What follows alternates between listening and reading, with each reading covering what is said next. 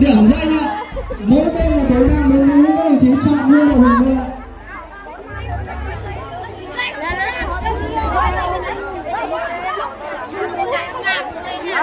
Em ơi, cầm xa ra, cầm lên trên dây là thằng Quy. Các bạn trong đội cổ vũ các em chấm mạnh lên ạ.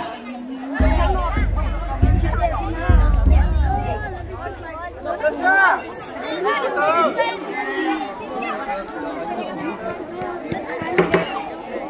Hai đội chuẩn bị xong chưa? 83 nhảy dây một chút ạ.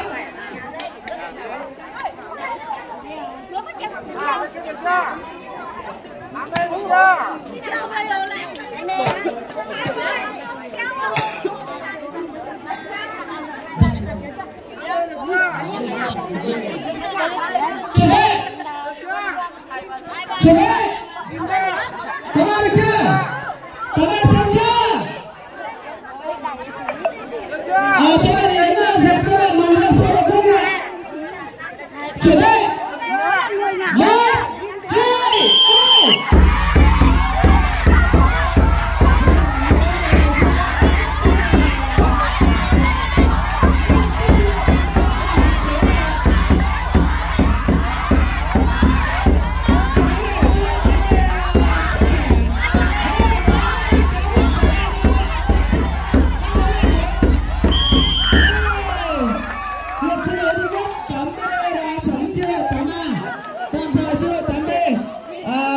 Tỷ số tạm thời là 1-0.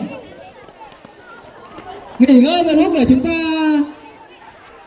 thi đấu ở hiệp thi đấu thứ hai.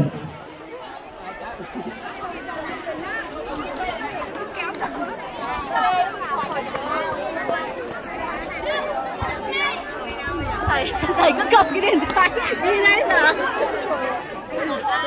Nhiệm vụ của thầy chỉ quay thôi. Anh Việt ơi, anh Việt.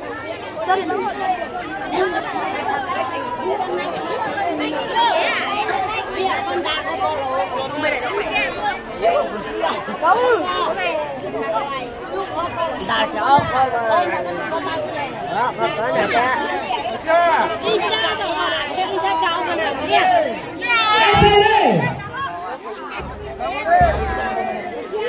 Cao đi xa cao mà. Bên kia lợi sân không có. Chuẩn bị. Nó có cái sỏi kia. Việt châm dẫn là cái bố cháu này xong đi cháu đây. Cháu ấy.